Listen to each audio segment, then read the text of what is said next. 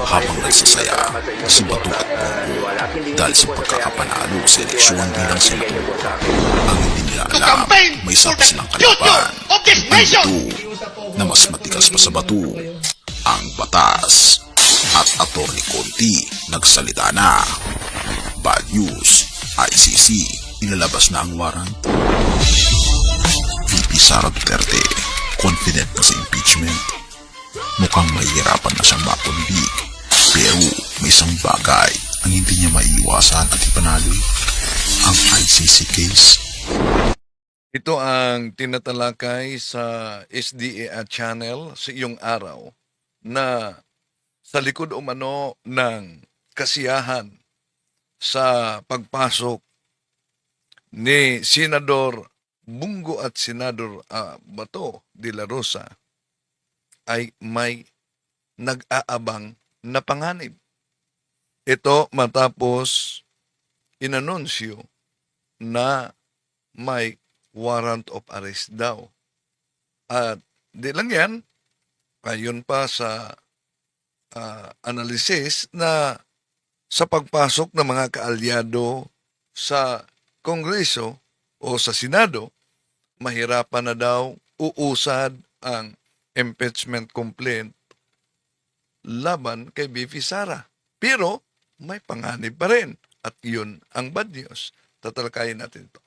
Kasi kamalingan, pag palaging inulit-ulit ay magmukha talagang kaguluhanan para sa ating mga kapatid na kulang ang kaalaman. Ang pagkadaya ay maranasan sa iba't ibang paraan. Pero napakasakit pag madaya tayo sa pananampalataya. Dahil nanganib pati ang ating kaluluwa. Viva Cristo Rey! Pro Dio et Ecclesia! Kumusta? Welcome. Ito yung lingkod, Brad Wendell Talibong, muli makasama ninyo sa pagkakataong ito.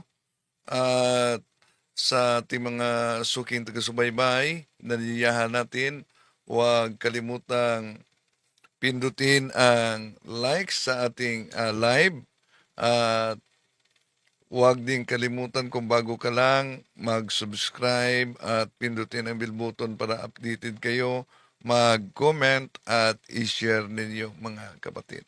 Kumusta sa lahat ng ating mga suking taga-subaybay? Welcome po.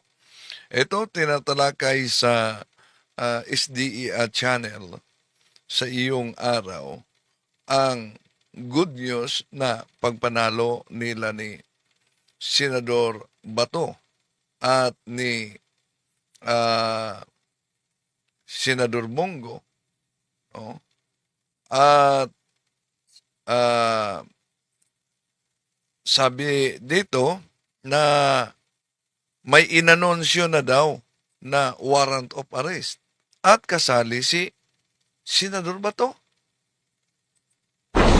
Habang nagsasaya si Bato at Bongo dahil sa pagkakapanalo sa eleksyon bilang senador, ang hindi nila alam may isa pa silang kalaban. Ang Bato na mas matigas pa sa bato, ang batas. At Atty. Conti nagsalita na. Bad news, ICC ilalabas na ang warrant. Yun, inalabas umano ang warrant. At bago dyan mga kapatid, acknowledge muna natin ang pumasok dito.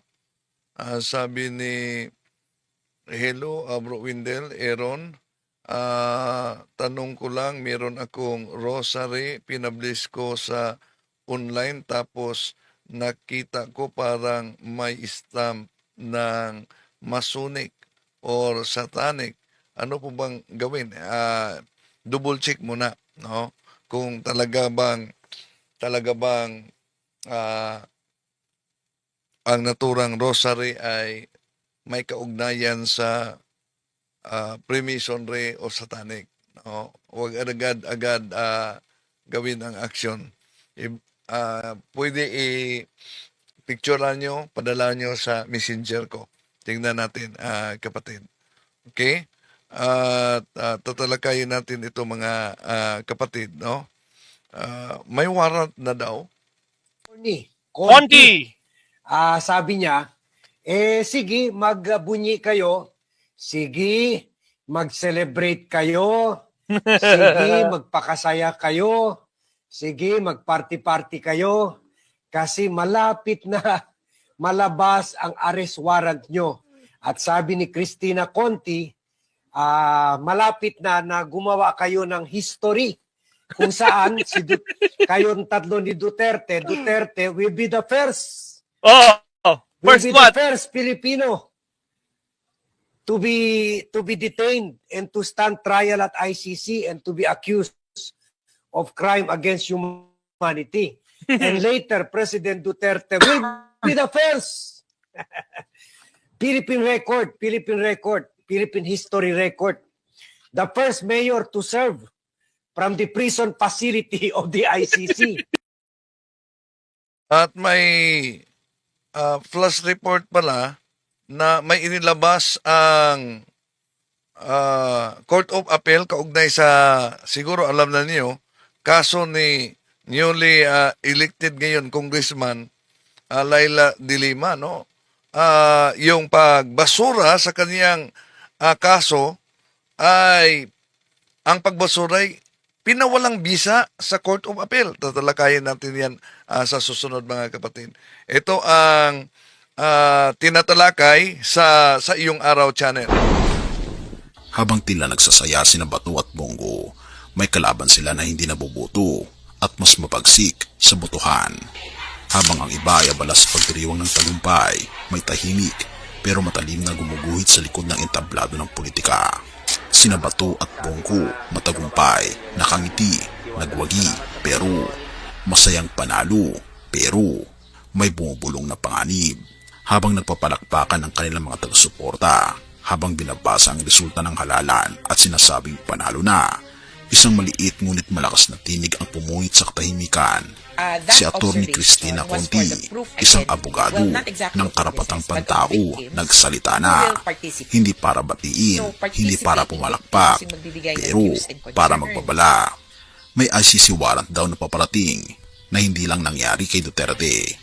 Si Bato, sigurado magkakaroon ng warrant, ikapan ni Conti.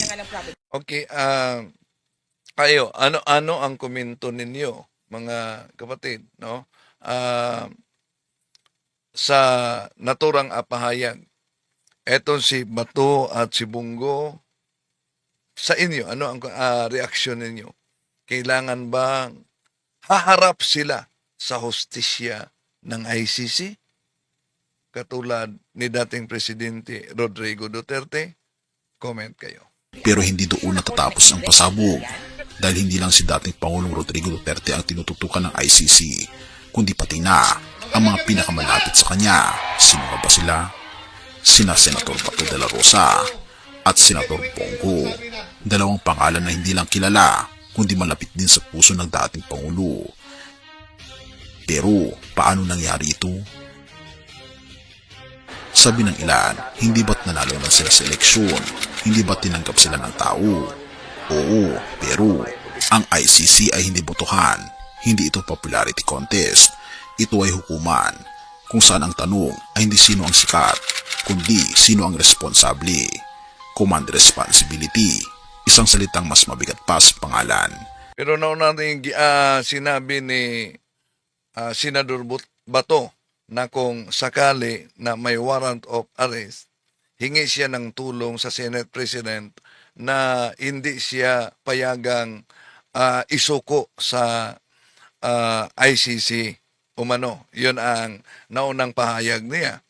Oh, ano ang reaksyon niyo? Di ba sa press conference, sabi ni Bato na willing siya kahit pang isama umano si Trillanes na talo, no, sa pagkamayor.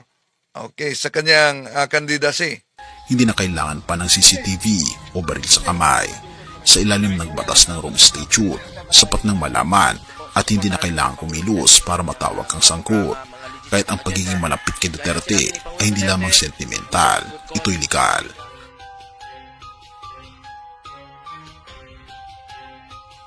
At Conti, tahasang sinabi ang isang masakit na salita. Isang mayor sa loob ng selda, dalawang senador sa trial. Conti, tahasang sinabing, by later this year, possibly September, we might be looking at a sitting mayor on trial. Oo, si Mayor Duterte ang tinutukoy.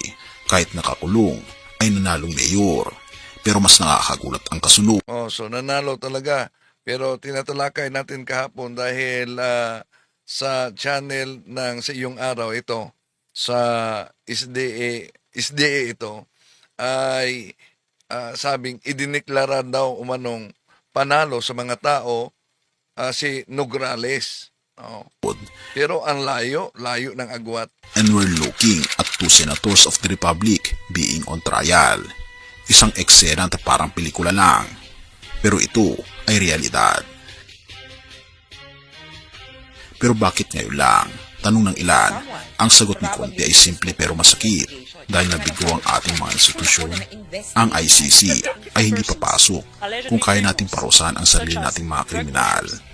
Pero dahil tila naging bulag, pipi at bingi ang hustisya sa loob ng bansa, ang mundo na ang gumalaw. Bongo, iglang ba o enabler? Tahimik si Bongo, laging nasa gilid ni Duterte, laging nakaalalay, pero sa mata ng batas ay maaaring tagapagpatupad. Kaya't ang tanong, siya ba ay saksi lang o bahagi ng sistema?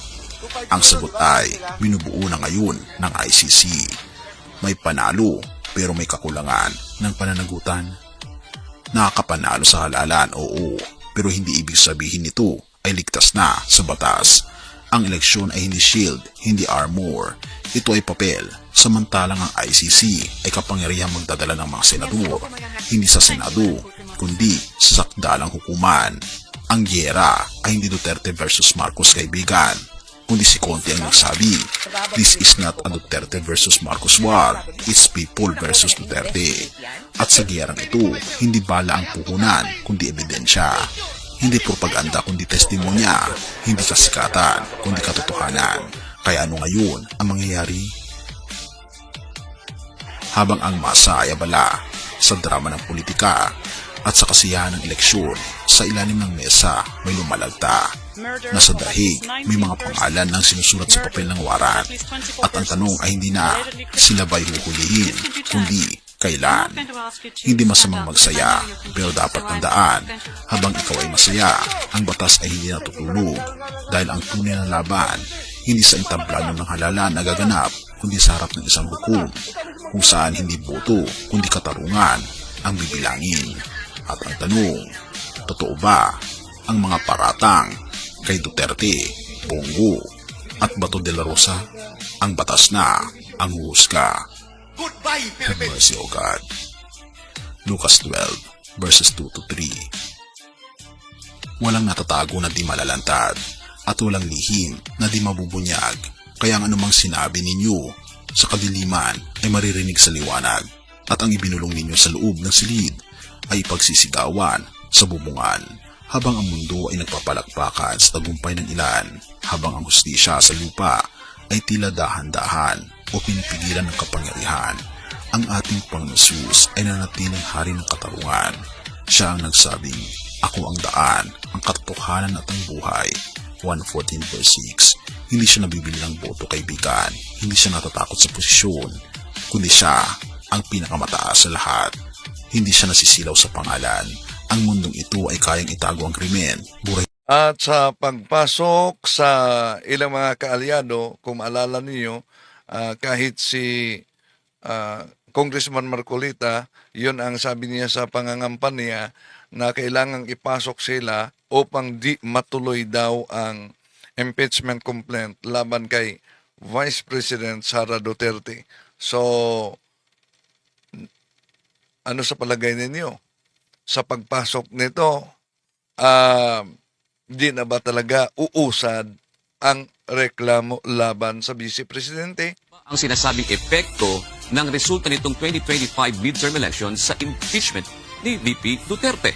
May tuturing na protest vote ang nangyari sa nakikitang resulta ng halalan ngayon. Ang pangunguna ni Senator Bongo at Bam Aquino sa bilangan ay maaaring nangangahulugan na marami sa mga botante ang hindi nagbigay ng kanilang suporta sa alyansa ng administrasyon. Posibleng maging mahirap na makuha ang kinakailangang boto para tuluyang mapatalsik sa pwesto si Vice President Sara Duterte. Binigyang diin ng eksperto na ang 12 pasok sa senatorial race, marami rito ang hindi kaalyado ng administrasyon. Kaya may posibilidad na mas mahirap isakatuparan ang impeachment kay Vice President Duterte. I believe this is a protest vote.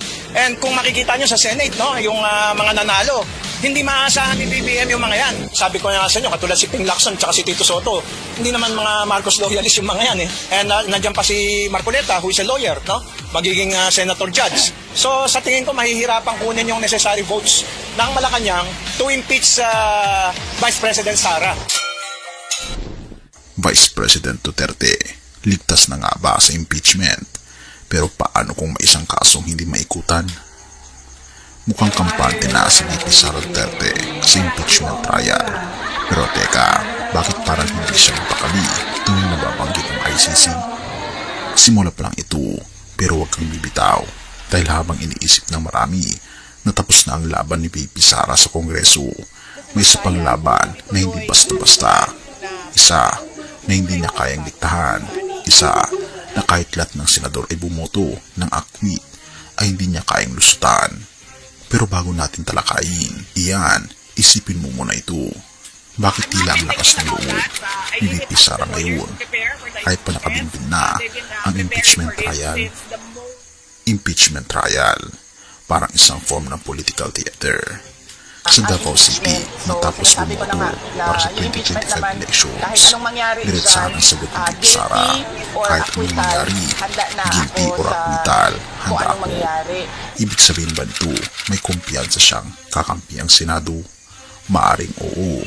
Ayon sa ilang analyst, ang resulta ng 2025 senatorial race ay pabor sa kanya, pero hindi lang basta boto ng taong bayan ang laman ng balota, kundi sino ang mga susunod na magpapasya sa kapalaran niya. Kaya nga raw, mas mahirapan siya makonvict kasi sa dami ng kaalyado niya ngayon sa Senado, halos imposible nang makabuo ng 2/3 vote para maalis siya sa pwesto. Kaya ba, kalma siya? Dahil kaya ng connections? Maaring ganun nga, pero may isang pangalang hindi niya nabanggit, ang ICC. Kasi ang Senado, kaya niyang harapin. Pero ang International Criminal Court, that's a different arena altogether. ICC, isang laban na hindi pwedeng takbuhan. Well, ang pagharap sa korte hindi man nangangahulugan na may kasalanan na. Ang mga sinampahan ng kaso hindi nangangahulugan na may kasalanan na dahil sa prinsipyo sa hustisya na mananatiling inosente hanggang mapatunayan beyond reasonable doubt. Pero ito ay isang pagkakataon na mapatunayan nila na inosente sila. Pero kung ang may kasalanan ay mapapatunayan pa rin nilang walang kasalanan dito sa korte, hukuman sa lupa.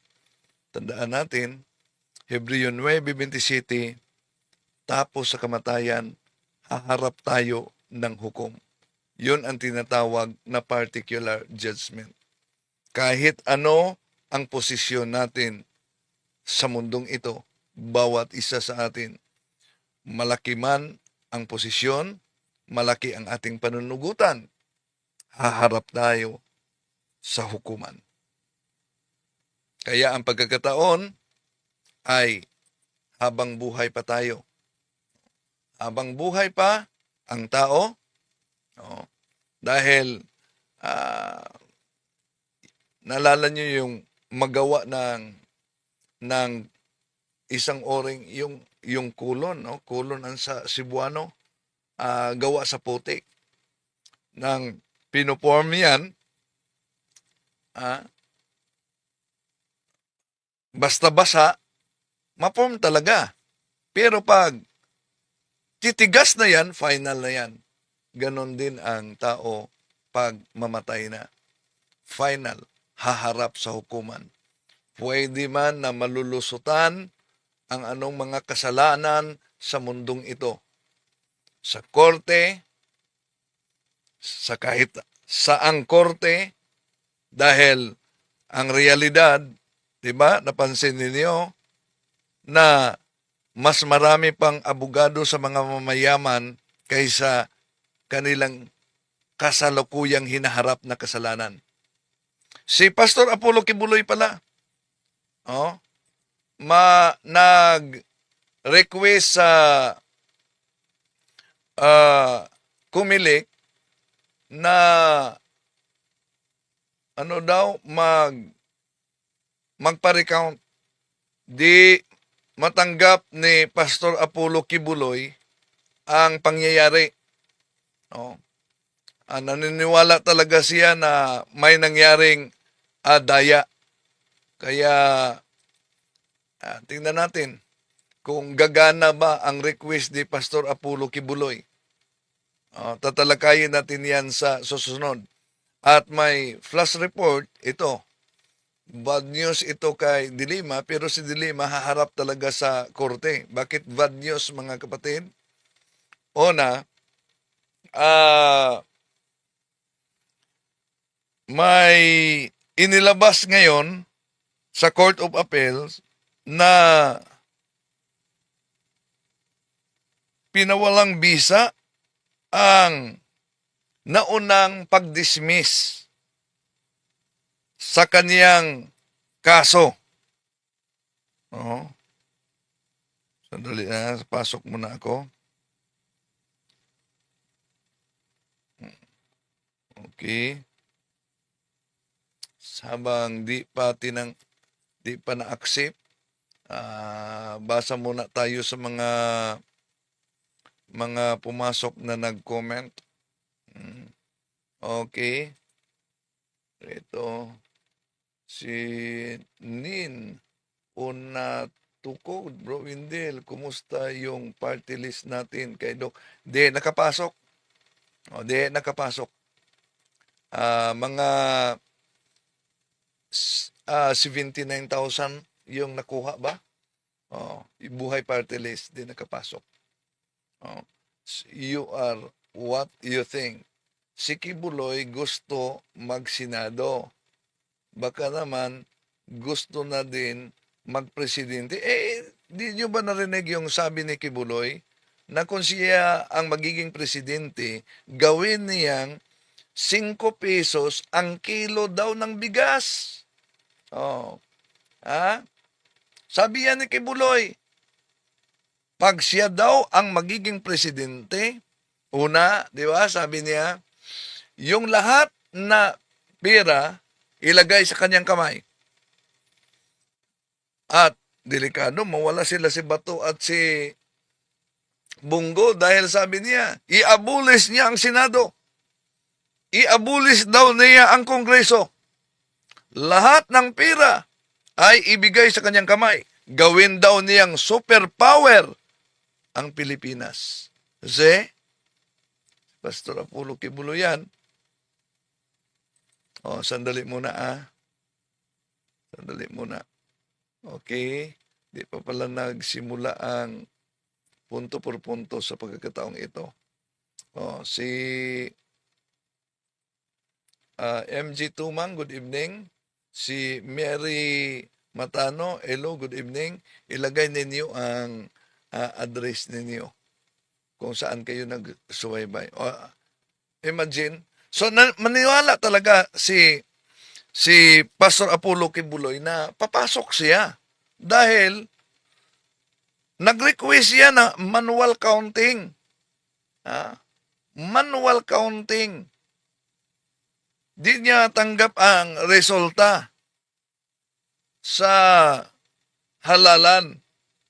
Yung ibang mga senador, si Bong Revilla, na naglabas na ng pahayag. Pero iba ang kay Pastor Apollo Kibuloy. At yun, sabi niya, kung siya ang mapresidente, tatanggalin niya ang Senado. Tatanggalin daw niya ang Kongreso. Lahat ng pera, ilagay sa kanyang kamay. Gawin daw niyang superpower ang Pilipinas. Si Solidong Katoliko, Bro Wendell, totoo ba yung sinabi daw ni BP Sara na na-dismiss na daw ang kaso ni PRRD at makakauwi na daw siya? Una, wala pang naka-schedule na hearing, kapatid. Siguro ang hearing mangyari September. September. May nangyari na pagbasa na sa kaso sa kanya, pero ang hearing, inaabangan pa yon. At pangalawa, may sinabi si Attorney Conde na may warrant of arrest daw na nag-aabang kay Senador Bato, at malaking posibilidad na yun din ang kay Senador Bungo. Kaya nga tinatalakay sa ibang mga media, no? Sandali, asan ba? Ito, oh. Conti. Sabi niya, sige, magbunyi kayo. Sige, mag-celebrate kayo. Sige, magpakasaya kayo. Sige, mag-party-party kayo. Kasi malapit na malabas ang arrest warrant nyo. At sabi ni Cristina Conti, malapit na gumawa kayo ng history kung saan kayong tatlo ni Duterte will be the first. First will be what? the first Filipino to be detained and to stand trial at ICC and to be accused of crime against humanity. And later, President Duterte will be the first. Philippine history record. The first mayor to serve from the prison facility of the ICC. Ayan. Abangan natin kung talagang lalabas ba yan, mga kapatid. No? So, yun ang sabi ni Attorney Conde. So, kung sinabi ni Attorney Conde na magiging history, paano magiging totoo yung sinabi na nabasura na ang kaso? Kung sinabi niyang makasaysayan ang pangyayari. No. Sabi ni Josephine Maloyo, ganyan ang mga politiko. Magaling lapitan, pero mahirap hanapin. Good evening po, Brad Windel from Rizal. So, yan. Inihintay muna natin ang punto por punto, mga kapatid, na magsimula sa pagkakataong ito. May talakayan sila si Bro Jando pala. Okay. So, sandali si Mrs. Rone Reyes, it's because we have the first bangag president, makasaysayan. So, yun ang mga welta naman ng mga DDS, yung bangag na presidente. Pero sa tandem nila ni BP Sara at ni Bongbong Marcos, ang tanong, di ba kayo nagbuto kay Bongbong? Kung binoto ninyo si Bongbong, at kung totoo talaga yung akusasyon, si Kibuloy ang nagpahayag dyan, naalala nyo si Kibuloy, yung unang labas niya, nang nagtago siya, unang labas niya, sabi niya sa official na pahayag, Pangulong Bongbong Marcos, totoo ba na dyan sa Malacanang nagsisinghot kayo? Si Kibuloy, sabi ni Kibuloy yan, totoo ba? Pero kung totoo yan, sino ang masisi na naglagay ng presidenteng sinabi niyong bangag, di po ba? Okay. So, si Arthur Rodis, good evening, Bro Windel, I enjoy watching you. Okay. Tinatalakay natin ito, mga kapatid, yung issue, may kaugnayan sa politika. Napansin niyo, kahit nga ibang sikta, tinatalakay nila, Kibuloy nga, tumakbo pa sa pagkasenado at di niya nagustuhan ng sa Senado. Hindi niya nagustuhan ang resulta dahil nag-request ng manual counting daw si Kibuloy. Manual counting. Duda siya sa resulta sa halalan. No? Si Kibuloy. At nauna yung sinabi ni Kibuloy na maliban na gusto niyang magsenador, gusto din niya na maging presidente. Dahil naunang sinabi niya, kung siya umano ang magiging presidente, sabi niya, una, kung siya ay magiging presidente, anong reaksyon niya? Sabi niya ni Kibuloy, tatanggalin niya ang Senado, tatanggalin niya ang Kongreso. Una niyang gawin.